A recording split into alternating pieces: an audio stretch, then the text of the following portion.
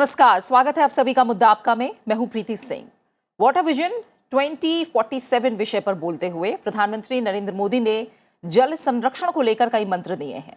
उन्होंने कहा कि भारत आज जल सुरक्षा यानी वाटर सिक्योरिटी की दिशा में अभूतपूर्व काम कर रहा है। मध्य प्रदेश के भोपाल में आयोजित 2 दिन के अखिल भारतीय जल सम्मेलन में राज्यों के जल मंत्री शिरकत कर रहे हैं। इस सम्मेलन का विषय वाटर विजन 2047 है। प्रधानमंत्री ने कहा कि जल मंत्रियों का पहला सम्मेलन अपने आप में काफी महत्वपूर्ण है। उन्होंने कहा कि वाटर विजन 2047 अगले 25 सालों की महत्वपूर्ण यात्रा का विजन है। इसके लिए सभी सरकारें एक सिस्टम की तरह काम करें। जल संरक्षण के लिए राज्यों के प्रयास देश के सामूहिक लक्ष्यों को प्राप्त करने में बहुत सहायक होंगे। उन्होंने कहा कि जियो मैपिंग और जियो सेंसिंग जैसी तकनीक जल संरक्षण के काम में महत्वपूर्ण भूमिका निभा रही हैं। प्रधानमंत्री ने कहा कि मनरेगा के तहत पानी पर अधिक से अधिक काम किया जाना चाहिए। कई राज्यों ने इसमें अच्छा काम किया है और कई राज्य इस दिशा में आगे बढ़ रहे हैं। जल संरक्षण के लिए केंद्र ने अटल भू जल संरक्षण योजना की शुरुआत की है। प्रधानमंत्री ने आगे ये भी कहा कि जल राज्यों के बीच सहयोग और समन्वय का विषय होना चाहिए और शहरीकरण की तेज गति को देखते हुए उन्हें पहले से ही इसके लिए योजना तैयार करनी चाहिए। प्रधानमंत्री ने आगे कहा कि राज्यों में भी विभिन्न मंत्रालय जैसे जल, सिंचाई, उसी तरह से शहरी विकास, आपदा प्रबंधन, सबके बीच संवाद और क्लैरिटी का होना बहुत जरूरी है। उन्होंने ये भी कहा कि हमारा संवैधानिक व्यवस्था में जो पानी का विषय है वो राज्यों के नियंत्रण में आता है। मुद्दा आपका में आज हम इस जो तमाम मंत्र दिए गए हैं, सूत्र दिए गए हैं, एक तरह से हम कहें जल संरक्षण को लेकर, वाटर विजन को लेकर, इसके अलग अलग पहलुओं पर बात करेंगे। और आज भूजल के बढ़ते दोहन और पानी की कमी की समस्या के बीच वाटर विजन 2047 किस तरह से सहायक हो सकता है, इस पर हम चर्चा करेंगे। और मेरे साथ इस पर चर्चा के लिए जुड़ रहे हैं 3 खास मेहमान। मेरे साथ स्टूडियो में मौजूद हैं doctor Nupur Bahadur, area convener हैं TEDx technology centre for water reuse dairy. आपका बहुत बहुत स्वागत है डॉक्टर नुपुर बहादुर, शुक्रिया मेरे साथ इस चर्चा में जुड़ने के लिए। मेरे साथ डॉक्टर विनोद तारे जुड़े हुए हैं, प्रोफेसर और फाउंडिंग हेड हैं centre for Ganga river basin management and studies, IIT Kanpur. आपका भी बहुत बहुत स्वागत है डॉक्टर विनोद तारे। इसके अलावा मेरे साथ खास मेहमान इनके माथुर जुड़ रहे हैं जो कि फॉर्मर मेंबर हैं D&R सेंट्रल वाटर कमीशन। आपका भी बहुत बहुत स्वागत है इनके माथुर जी। शुरुआत में आप ही के साथ करूंगी। औद्योगिकरण की राह हम जानते हैं, दुनिया में किस तरह से जो जल संकट है विकास की बढ़ती रफ्तार के साथ साथ और ज्यादा अपने पैर पसार रहा है, एक विकराल रूप ले चुका है और दुनिया विकास के मार्ग पर अग्रसर है, लेकिन साफ पानी मिलना उसी तेजी से और कठिन होता जा रहा है। इन सब के बीच ये जो वाटर विजन की बात हो रही है 2047, ये जो सम्मेलन हुआ है जल मंत्रियों का, इसकी सिग्निफिकेंस आप किस तरह से समझाएंगे? जी, हम हमेशा से सुनते आए हैं कि तीसरा विश्व युद्ध वाटर के ऊपर लड़ा जाएगा जी। लेकिन जैसा कि हमारे प्रधानमंत्री जी ने कहा है कि ये जो अमृत काल है, इस अमृत काल में हमको इसको वाटर फाइट के बजाय वाटर कॉपरेशन की तरफ ले जाना है। जितनी भी समस्याएं हैं, वो समस्याएं अभी जितनी हुई है वो कुछ हद तक मैनेजमेंट की कमियों के कारण हुई है और कुछ हद तक हमारे यहाँ पर जो पिछले कुछ दशकों से जो एडवर्सरियल रिलेशनशिप चला आ रहा है, जिसको कि हम कहते हैं कि या तो ये पानी तेरा है या मेरा है, और अगर तेरा और मेरा नहीं है तो आधा तुम्हारा है आधा हमारा है। इस तरीके से जिस तरीके से जब इसका बंटवारा होता है तो इससे हमारी एडवर्सरियल लिटिगेशंस भी हो रही हैं, इतनी सारी ट्रिब्यूनल्स बैठी हैं, इतना सारा ये हुआ है और इसी कारण से यहाँ तक कि उद्योगों को भी जो पानी मिलना चाहिए, औद्योगिकरण भी एक आवश्यकता है, लेकिन उद्योगों को भी पानी की कोई बहुतायत मिल रही हो ऐसा नहीं है। तो ये सब चीजें वो जो हो रही है वो सारी एडवर्सरियल रिलेशनशिप के कारण हो रही है। हम वाटर में कॉन्फ्लिक्ट ज्यादा कर रहे हैं। जो प्रधानमंत्री जी का विजन है उसके हिसाब से अब हमें आजादी के अमृत काल में यानी अगले 25 वर्षों में हमें इसे कोऑपरेटिव तरीके से लेना पड़ेगा और जब हम कोऑपरेटिव तरीके से लेंगे तो ऐसा कोई कारण नहीं है कि इस समस्या को सॉल्व न किया जा सके। भारत में पानी की कमी कुछ नहीं है, ये सारी कमी जो है वो मैनेजमेंट की कमी है और इसीलिए हम इसको आगे जो हमारी नीति चलेगी वो कोऑपरेशन और मैनेजमेंट की बेसिस पर चलेगी। इसी के ऊपर ये विजन 2047 जो डॉक्यूमेंट बनाया गया है वो प्रधानमंत्री जी के निर्देशों के अनुसार बनाया गया है। बिल्कुल। डॉक्टर नुपुर बहादुर, जब हम भारत जैसे देश की बात करते हैं तो कुछ चीज़ें हमें मोटे तौर पर समझनी होंगी। जब वाटर विजन को लेकर हम बात कर रहे हैं, 17% आबादी भारत की, लेकिन 4% पानी।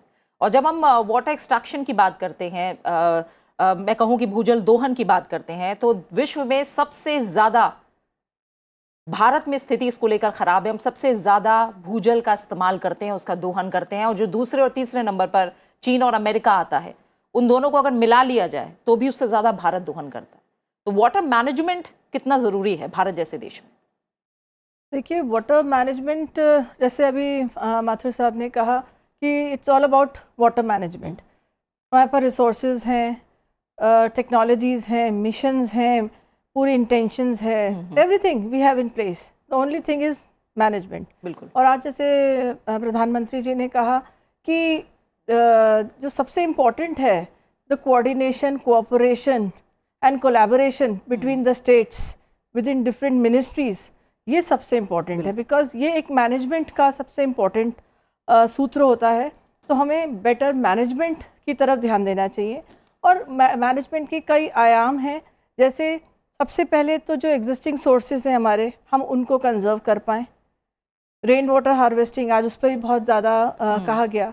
तो यदि हम इस तरह की प्रैक्टिसेस आम आदमी के अंदर ला पाएँ, उनको समझा पाएँ इम्पोर्टेंस, तो हम जो सोर्सेज हैं एग्जिस्टिंग उनको कंजर्व करें। रेन वाटर हार्वेस्टिंग के द्वारा हम फर्दर कंजर्वेशन करें, अपने एक्विफर रिचार्ज पे ध्यान दें।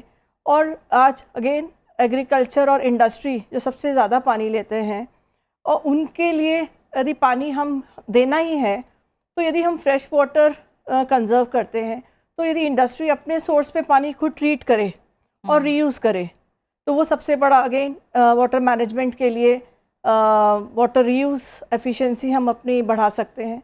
और इसके लिए भी अगेन वही टेक्नोलॉजीज़ पे फोकस आज प्रधानमंत्री जी ने भी दिया कि technology is the tool for better management. तो इन बातों को यदि हम ध्यान रखें, तो I don't think we have a problem. The only thing is better management among all the stakeholders. बिल्कुल। डॉक्टर विनोद तारे, मैं जो समाधान के जो सूत्र दिए गए हैं, मंत्र दिए गए हैं, उस पर तो आऊँगी ही। जैसे अभी डॉक्टर नुपुर बहादुर ने भी कहा कि एग्रीकल्चर और इंडस्ट्री जो हैं, सबसे ज़्यादा पानी का इस्तेमाल हो रहा है। और जब मैंने बात की भूजल के इस्तेमाल को लेकर, और मैंने कहा कि दुनिया में सबसे ज़्यादा जो आंकड़े बयां करते हैं वो भारत की तरफ से किया जाता है, उसमें 80% एग्रीकल्चर के लिए इस्तेमाल होता है, 12% जो है वो इंडस्ट्री इस्तेमाल करती हैं, जबकि पीने के लिए 8% का ही सिर्फ उपयोग होता है। तो हम समझ रहे हैं कि किस तरह से जो आने वाला समय है, उसमें हम समझ रहे हैं कि 2030 तक की अगर बात की जाए तो भारत में जो जल की मांग है वो उसकी पूर्ति से लगभग दुगनी होने वाली है। और अब हम विजन 2047 की बात कर रहे हैं। बढ़ते हुए सालों के साथ, बढ़ते हुए समय के साथ, और कितनी ये पेयजल की जो समस्या है, पानी के मैनेजमेंट की जो समस्या है, वो और कितनी गंभीर होगी, और उसको लेकर जो आज स्टेप सुझाए गए हैं वो आपको कितने, मैं कहूं कि असरकारक हो सकते हैं आने वाले समय के साथ? देखिए, ये आंकड़े भले ही हमें भयावह लग रहे हैं आज, बट मेरे को नहीं लगता है कि हमको उसकी चिंता इस हिसाब से करना चाहिए कि हम उसको प्रबंधन नहीं कर पाएंगे। एग्रीकल्चर में 80% पानी यूज होता है, पर एग्रीकल्चर भी हमारे लिए बहुत आवश्यक है। तो आवश्यकता है कि हम अपने जितने भी अलग अलग प्रोग्राम्स है उनमें समन्वय लाए। तो जब पानी की बात करते हैं तो there are 2 aspects of it. एक तो क्वालिटी की बात होती है और क्वांटिटी की बात होती है। तो क्वांटिटी वाइज तो पानी कभी हो भी सकता है, पर यदि क्वालिटी अच्छी नहीं है तो हमें सबसे ज्यादा, अभी हमने गए महीने में एक इंडिया वाटर इम्पैक्ट समिट की थी, उसमें सबसे बड़ा मुद्दा मैं यही रखा था कि हमको जो हमारी 5 P's है उसमें कोऑर्डिनेशन लाना है। पहला पीपल, दूसरा पॉलिसीज, तीसरा प्रोग्राम्स, चौथा प्लान्स, और पांचवा है प्रोजेक्ट्स।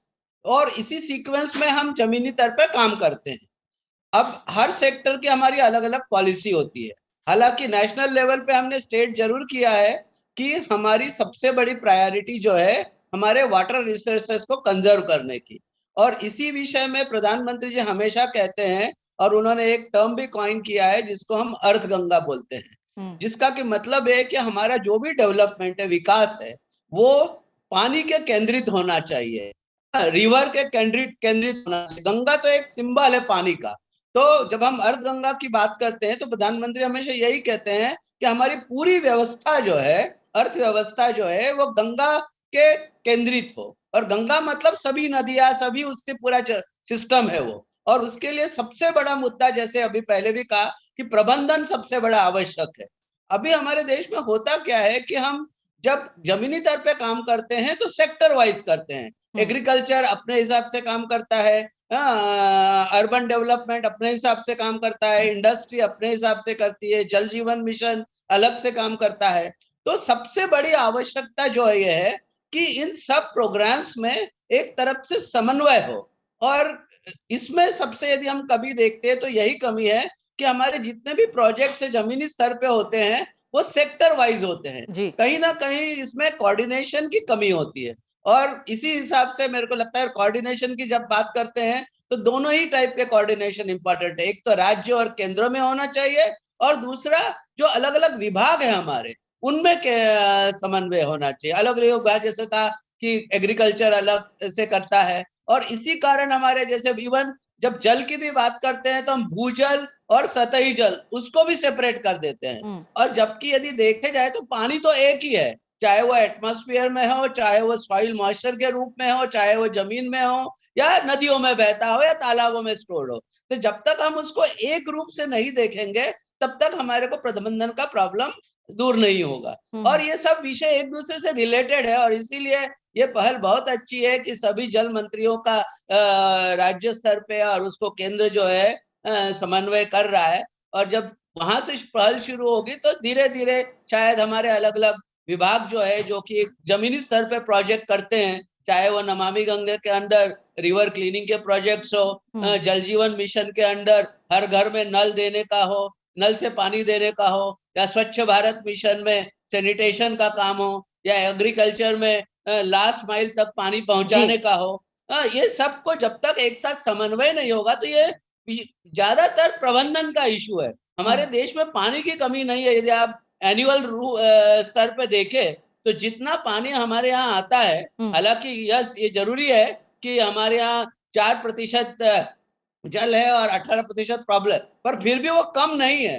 तो आवश्यकता ये है कि पूरे बारिश में जो 15-20 दिन में हमारा पानी आता है उसको हम साल भर तक कैसे इस्तेमाल करें। तो एक शॉर्ट में यदि कहना हो तो कैसे हम जो हमारा रैपिड फ्लो है उसको स्लगिश फ्लो, धीरे धीरे बहने वाला कैसे करें, और कैसे हम सर्कुलर इकोनॉमी और लूप को जो है वो क्लोजेस्ट लेवल पे बंद कर सके।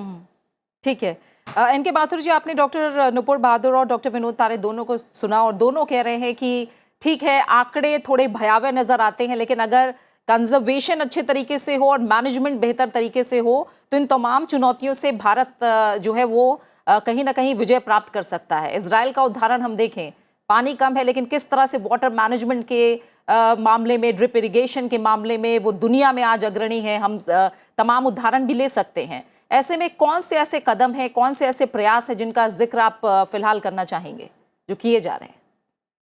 जी, पानी की अगर 4% आबादी है, 4% पानी और दुनिया की इतनी बड़ी आबादी वगैरह तो आंकड़े हैं, लेकिन पानी के बारे में सबसे इम्पोर्टेंट चीज होती है वेयर एंड व्हेन।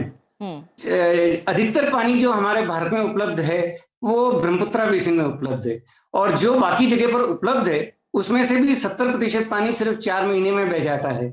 बाकी 8 महीने में जो है वो किसी न किसी तरीके के स्टोरेज से पानी को यूटिलाइज किया जा सकता है, और कोई उसका तरीका नहीं है। ये स्टोरेजेस छोटे भी हो सकते हैं, बड़े भी हो सकते हैं। ये स्टोरेजेस जो हैं वो लोकल भी हो सकते हैं और लॉन्ग डिस्टेंस ट्रांसफर भी हो सकते हैं। ये स्टोरेजेस जो है वो ग्राउंड में भी हो सकते हैं, ट्रेडिशनल स्टोरेजेस भी हो सकते हैं जैसे कि कुएं, बावड़ी, तालाब, और मॉडर्न स्टोरेजेस भी हो सकते हैं जैसे कि बड़े बड़े रिजर्वायर्स, आर्टिफिशियल रिजर्वायर्स या नेचुरल रिजर्वायर्स। लेकिन सबसे बड़ी समस्या जो है वो है मैनेजमेंट की, और मैनेजमेंट की समस्या का जो निदान प्रधानमंत्री जी ने बताया है वो ये बताया है कि हमें ग्लोबल प्रॉब्लम का सॉल्यूशन सोचना होगा और लोकल लेवल पर उसको इम्प्लीमेंट करना होगा, और यही इसका तरीका है। अगर मैं केवल अपने गांव के बारे में सोचूं, अपने गांव के हिसाब से सोचूं तो वो उचित है, लेकिन हमें ग्लोबल पर्सपेक्टिव में भी देखना होगा कि देश को टोटल कितने खाद्यान्न की जरूरत है, कितनी इंडस्ट्रीज की जरूरत है, कितना इसकी जरूरत है। एक मैं छोटा सा उदाहरण ड्रिंकिंग वाटर के लिए देना चाहता हूँ। हमारे यहाँ पे कहा जाता है कि नेशनल वाटर पॉलिसीज 3-4 बन चुकी हैं। सब में ये कहा जाता है कि ड्रिंकिंग वाटर जो है वो टॉप प्रायोरिटी है, लेकिन इसके बावजूद ड्रिंकिंग वाटर की हमारे यहाँ पे समस्या होती है। वाटर ट्रेन मंगानी पड़ती है, वाटर ट्रेन यहाँ से वहां जा रही है, पता नहीं क्या क्या हो रहा है। जबकि हमने 250 बीसीएम का स्टोरेज क्रिएट कर रखा है। पूरे भारत की ड्रिंकिंग वाटर रिक्वायरमेंट 50 बीसीएम से ज्यादा नहीं है। ये 50 बीसीएम पानी बहुतायत में आपको उपलब्ध कराया जा सकता है, लेकिन समस्या है मैनेजमेंट की। ये 50 बीसीएम पानी आपको ले जाना है, उसको लोगों तक पहुंचाना है, और पहुंचाने के बाद में 40 बीसीएम पानी मेरे को ट्रीट करके वापस दे देना है। अगर आप ऐसा सिस्टम कर दें तो एज ए वाटर मैनेजर मैं आपको 50 बीसीएम नहीं 100 बीसीएम पानी देने को तैयार हूं, क्योंकि ड्रिंकिंग वाटर तो सबको चाहिए। लेकिन समस्या यही है कि हम ड्रिंकिंग वाटर तो लेने को तैयार हैं, लेकिन उसकी ड्रेनेज सिस्टम नहीं बनाते हैं। वाटर लाइन डलने से पहले सीवर लाइन डलनी चाहिए। ये चीज अर्बन प्लानिंग का कंसेप्ट है जो हमें किताबों में पिछले 50 साल से पढ़ाया जा रहा है, लेकिन इसको कोई इम्प्लीमेंट नहीं करता है। तो इन्हीं सब चीजों को देखते हुए हमको इन मैनेजमेंट के कंसेप्ट्स को लगाना पड़ेगा, ग्लोबल नेशनल लेवल के गोल्स को देखना पड़ेगा, और उन नेशनल लेवल के गोल्स को हमें लोकल लेवल पर इम्प्लीमेंट करना पड़ेगा। ठीक है। और जिस तरह से जिन 5 पी का जिक्र किया था अभी डॉक्टर नुपुर बहादुर, डॉक्टर विनोद तारे ने, सबसे ऊपर पीपल को रखा था। जन भागीदारी को लेकर आपने भी जिक्र किया, और इसका जिक्र प्रधानमंत्री ने भी किया है कि जल संरक्षण के अभियान में जो लोगों की भागीदारी है, अकेले सरकार के प्रयासों से कुछ नहीं होगा जब तक लोग भागीदारी नहीं करेंगे। ग्राम पंचायतें किस तरह से जुड़ें, मनरेगा के तहत किस तरह से ज़्यादा काम हो, क्या इसे लेकर अवेयरनेस को लेकर कहीं ना कहीं लगातार काम हो रहा है और लोग भी जागरूक हो रहे हैं इसके लिए? कितना बड़ा ये मैं कहूँ कि मील का पत्थर साबित हो सकता है अगर जन भागीदारी का भी उतनी ही मजबूती से साथ मिले तो? देखिए, जन भागीदारी आज मैं तो कहूँगी यदि 5 इम्पॉर्टेंट पॉइंट्स यदि प्रधानमंत्री जी ने कहे, उनमें से सबसे इम्पॉर्टेंट आज जो जोर था और हमेशा से ही रहा है जन भागीदारी में रहा है। और सबसे पहले जो बात है कि जन भागीदारी का फ़ायदा क्या है, बिल्कुल वो सबसे इम्पॉर्टेंट है कि जन भागीदारी जब तक नहीं होगी, जब तक लोगों को पता नहीं चलेगा कि स्कीम है क्या, उसको इम्प्लीमेंट करना कैसे है, रेन वाटर हार्वेस्टिंग है, उसको स्ट्रक्चर्स बनाने कैसे हैं, चीज़ों को यूज़ कैसे करना है, कंजर्वेशन, जो हमारी हैबिट्स इम्प्रूव होनी है, वो सब हमें सेंसिटाइज करना है, एजुकेट करना है। तो और सबसे इम्पॉर्टेंट बात जो आज प्रधानमंत्री जी ने भी कही कि जन भागीदारी brings the sense of ownership, which is very important if we want our missions to be successful. जब सारा काम सरकार का नहीं है, हमारी भी जिम्मेदारी है, तो सबसे इम्पॉर्टेंट है कि जन भागीदारी कितनी इम्पॉर्टेंट आज वो बताई गई। फिर कई चीज़ें हैं कि जो हमारे मिशंस हैं, नेशनल मिशंस हैं, और अधिकतर उनकी जो सफलता का सूत्र वो अगेन हम कहेंगे कि जन भागीदारी पे है। और स्वच्छ भारत मिशन को लीजिए, आपकी प्रैक्टिस ओपन डेफिकेशन, सब चीज़ें जो आई हैं ये पब्लिक पार्टिसिपेशन से आई हैं, जल जीवन मिशन में आई हैं, नमामि गंगे में जो जितनी पॉलिसीज़ और जितने काम हुए हैं। तो success of all these programmes will come from people's participation. और एक बहुत इम्पॉर्टेंट एस्पेक्ट आज प्रधानमंत्री जी ने ये भी कहा कि वाटर जो हमारा है, हमारे करिकुलम का पार्ट होना चाहिए। तो हमारा यूथ हमारे स्कूल करिकुलम का, कॉलेज करिकुलम का पार्ट होना चाहिए।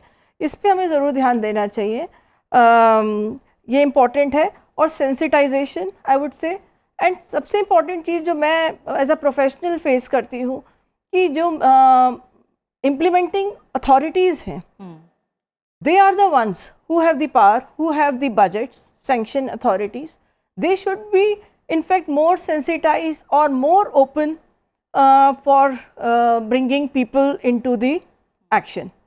So taking all stakeholders together is सबसे important aspect है। तो जन भागीदारी सबसे ज़्यादा important है। जैसे हम मैनेजमेंट की बात कर रहे हैं, उसी तरह दूसरा एस्पेक्ट इज पीपल्स पार्टिसिपेशन, तभी हमारा सब सक्सेसफुल होगा। ठीक है, स्टेक होल्डर्स की जब हम बात कर रहे हैं डॉक्टर विनोद तारे, पानी का विषय राज्यों का विषय है और हम जानते हैं कि जब खासतौर से नदी जल विवाद को लेकर बात होती है तो किस तरह से टकराव भी देखने को मिलता है और कहीं ना कहीं जब राज्यों का समन्वित प्रयास होगा, जैसे प्रधानमंत्री ने भी इस बात का जिक्र किया है और जोर दिया है, तभी हम कहीं ना कहीं जो राष्ट्रीय लक्ष्य है उसे हासिल कर पाएंगे। तो ये कितना इंपॉर्टेंट पॉइंट है और चैलेंजेस कहाँ आ रहे हैं बड़े? जैसे जन भागीदारी की बात की, तो जन भागीदारी तो तभी इफेक्टिव प्रभावी रूप से हो सकती है जब उनके साथ कोई एक समन्वय एक रूप से कार्यक्रम प्रस्तुत किया जाए। और यही मेरे को लगता है कि जो टॉप से आना चाहिए केंद्र से, कि पूरे देश की एक वाटर का बजट हो, वाटर के सब आंकड़े हो। हमारे यहाँ राज्यों में भी मतभेद क्यों होता है? बिकॉज हमारे यहाँ आंकड़े ऐसे नहीं होते हैं कि जो दोनों राज्य मान ले। तो वाटर हमेशा निगोशिएशन का ही सब्जेक्ट रहेगा और निगोशिएशन तभी टेबल पे आके ठीक होते हैं जब एविडेंस हो, लोगों के पास प्रूफ हो उसका। तो ये मेरे को लगता है सबसे बड़ी बॉटलनेक है हमारे यहाँ, कि हमने अभी तक जो है जल के बारे में सही तरीके से आंकड़े इकट्ठे नहीं कर पाए हैं। और उसी के कारण यदि जब तक हमको क्या प्रबंधन करना है वही नहीं पता है, किसका प्रबंधन करना है, कहाँ कितना है, कब कितना है, किस गुणवत्ता का है, ये जब तक पता नहीं होगा। तो जैसे हमारा मनरेगा प्रोग्राम है, अब मनरेगा में बजट अवेलेबल है, तो मैं ये तो कहूंगा कि बजट अवेलेबल, पर उनको ये पता नहीं कि काम हमें क्या करना है। तो ये जब तक योजनाएं हमारे पास तैयार नहीं होगी, तो ये तो एक सिंपल रूप में मैं ये कहूंगा कि मेरे पास गाड़ी है, गाड़ी में फ्यूल भी है, फ्यूल ड्राइवर भी है, पर ड्राइवर को यही पता नहीं कि जाना कहाँ है। तो ये हमारी सबसे बड़ी समस्या है। तो एक दशा और दिशा यदि हमें मिल जाए तो जन भागीदारी जो है वो बहुत इफेक्टिव, और इसी को हम बोल सकते हैं कि ये सबसे बड़ा प्रबंधन का इशू है। और प्रबंधन अच्छी तरीके से तभी हो सकता है जब हमारे पास उसके बारे में जानकारी हो। अभी हमारे पास, मैं कहूंगा कि बाकी देशों के हिसाब से हमारे यहाँ जल के बारे में हमारी जो जानकारी है वो बहुत ही सूक्ष्म है या बहुत कम है, या उसको देश के रूप में हमने प्रस्तुत नहीं किया है। तो मैं तो ये चाहूंगा कि हमारा, जैसे हम पार्लियामेंट में बजट प्रेजेंट करते हैं, क्यों ना हम वाटर बजट प्रेजेंट करें, क्यों ना हर राज्य वाटर बजट प्रेजेंट करे, कब किस महीने में कहाँ कितना पानी है, कहाँ कितनी जरूरत है। तो फिर प्रबंधन में हमें बहुत आसानी होगी। और धीरे धीरे देश काम कर रहा है इसके ऊपर, और इसी के तहत जो है कि छोटी छोटी नदियों पे ध्यान देना है, छोटे छोटे तालाबों पे ध्यान देना है। और सबसे बड़ा मेरे को लगता है यही है कि हमको हमारे जो परिस्थिति है, हमें विकेंद्रीकरण की परिस्थिति के मॉडल पे ही चलना होगा, क्योंकि हम बड़े बड़े सिस्टम्स, इवन सीवरेज सिस्टम्स ही बताए, हमने क्या किया है कि पूरे बड़े बड़े सीवर सिस्टम्स की वजह जो बाहर भी मैनेजेबल नहीं है, तो हमें उससे बचना है। हम जितना विकेंद्रीकरण कर सके, जितनी छोटी छोटी सिस्टम्स बनाए और छोटी छोटी सिस्टम्स का लोकल रूप में प्रबंधन करें। और ये अब धीरे धीरे हो रहा है। तभी हर राज्य को ये जिम्मेदारी दी गई है कि अपने अपने प्रदेश में, अपने अपने गांव में, अपने अपने शहर में जो नदियां हैं, जो तालाब है, उसका कैसे प्रबंधन करें, और जो हमारा वेस्ट वाटर निकलता है उसकी भी निकासी कैसे हो। तो ये वाटर सप्लाई और उसका जो ड्रेनेज है वो एक सामयिक रूप से देखेंगे, तभी हम उसको, और ये धीरे धीरे इसके ऊपर कार्य हो रहा है। जितने भी हमारे प्रोग्राम है सब में ये बात होती है और हो रही है। समय लगता है इसको ग्राउंड पे लाने के लिए। तो मेरे को लगता है कि धीरे धीरे, और तभी हम ये जितने भी हमारे नेशनल लेवल के प्रोग्राम है, जल जीवन मिशन है, स्वच्छ भारत मिशन है, उसको प्रभावी रूप से जमीनी स्तर पे उसके रिजल्ट्स दिखा पाएंगे। ठीक है एनके माथुर जी, जो चैलेंजेस की बात अभी और मेहमानों ने भी की है, आपने भी सुने हैं, आपकी नज़र में क्या बड़ी चुनौतियां हैं और क्या इन्हीं चुनौतियों के मद्देनजर एक साथ तमाम जल मंत्रियों को लाना और पहला अपना इस तरह का सम्मेलन करना, यही एक बहुत बड़ा स्टेप साबित होगा?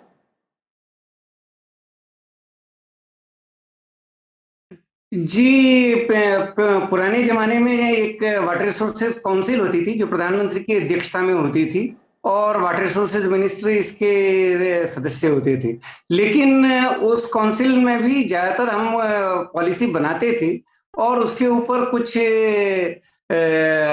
अच्छी भाषा में कुछ कहा जाता था, अच्छे इंटेंशंस उस पर दिखाए जाते थे, लेकिन जमीनी लेवल पर उसको लाने में कई सारी समस्याएं होती थी। बिल्कुल। जैसे कि हमने कहा कि स्टेट्स एक दूसरे के साथ लड़ते हैं, क्योंकि वाटर जो है वो एक हॉट टॉपिक बन गया है और उसके ऊपर जो है राजनीति और कई सारी चीजें होने लगी है। इसी कारण से सच्चाई जानते हुए भी हम ये सोचते हैं कि अगर कोई कोर्ट या ट्रिब्यूनल डिसाइड कर दे तो हमारे ऊपर आंच नहीं आएगी। लेकिन आज से बहुत ज्यादा समय पहले की बात नहीं है, जब स्टेट्स में कॉपरेशन दिखाई देता था और इतना कॉपरेशन दिखाई देता था कि हम इंटर स्टेट और इंटर बेसिन ट्रांसफर भी करके और देश को आगे बढ़ाने की कोशिश कर सकते थे। जैसे कि राजस्थान कैनाल है, जैसे कि सरदार सरोवर कैनाल है, जैसे कि तेलुगु गंगा कैनाल है, इन सबको हमने बनाया है और हमारे कुछ लोगों ने अपने हितों को थोड़ा सा डाउन टोन करते हुए भी किसी और के हित का ध्यान रखा है। ये चीज आजकल धीरे धीरे जो है कम होती जा रही है। अब हम चाहेंगे कि हमारे पास पानी काम में आए या ना आए, हम पड़ोसी को नहीं देंगे। तो इस भावना से हमको बचना होगा और यही प्रधानमंत्री जी ने कहा है।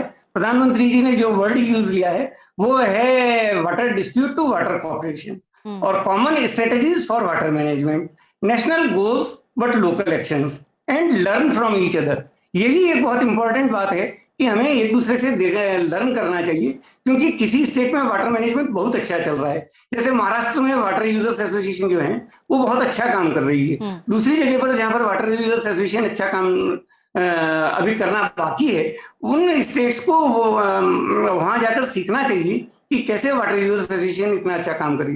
गुजरात में काफी अच्छा काम हो रहा है, राजस्थान कैनाल एरिया में वाटर यूजर्स एसोसिएशन अच्छा काम कर रही है। समस्याएं वहां पर भी है, लेकिन उन समस्याओं का निदान जो है वो लोकल है। जैसे कि वाटर यूजर एसोसिएशन के समय पर चुनाव होना, जैसे कि उनको अधिक से अधिक पावर देना, जैसे कि उनको अधिक से अधिक धन उपलब्ध कराना जिससे कि वो मेंटेनेंस कर सकें। तो ये लोकल सॉल्यूशन, लोकल लेवल पे इन चीजों का सॉल्यूशन निकालना पड़ेगा। और नेशनल गोल जो है वो यही है कि तेजी से विकास हो और देश के सभी लोगों को पीने का स्वच्छ पानी मिले, सभी को भोजन मिले और सभी को जो है रोजगार के अवसर मिले, जो कि इंडस्ट्री और ऐसे ही ग्रोथ के इंफ्रास्ट्रक्चर वगैरह के माध्यम से संभव। बिल्कुल। और इसी के साथ मुद्दा आपका जो समय है चर्चा का वो यही पूरा हो गया। इनके माथुर जी आपका, डॉक्टर विनोद तारे आपका, डॉक्टर नुपुर बहादुर, आप तीनों मेहमानों का बहुत बहुत शुक्रिया मेरे साथ मुद्दा आपका में इस चर्चा में जुड़ने के लिए। जाहिर है जिस तेजी से विकास और शहरीकरण के मद्देनजर पानी का दोहन बढ़ रहा है और पानी की किल्लत की समस्या गंभीर हो रही है, बदलती जलवायु प्रवृत्तियां, बार बार उभर रही प्राकृतिक आपदाएं और महामारियों की अचानक तेज वृद्धि की वजह से जो पानी को लेकर स्थिति है वो दुनिया भर में और ज्यादा गंभीर होती जा रही है। ऐसे में वाटर सिक्योरिटी, वाटर मैनेजमेंट पर तेजी से काम करने की जरूरत है। भारत इस दिशा में अच्छा काम कर भी रहा है। अब जो आगे की चुनौतियां हैं उसके मद्देनजर वाटर विजन 2047 अगले 25 सालों के अमृत यात्रा का महत्वपूर्ण आयाम साबित हो सकता है, अगर इसका इम्प्लीमेंटेशन सही तरीके से हो तब।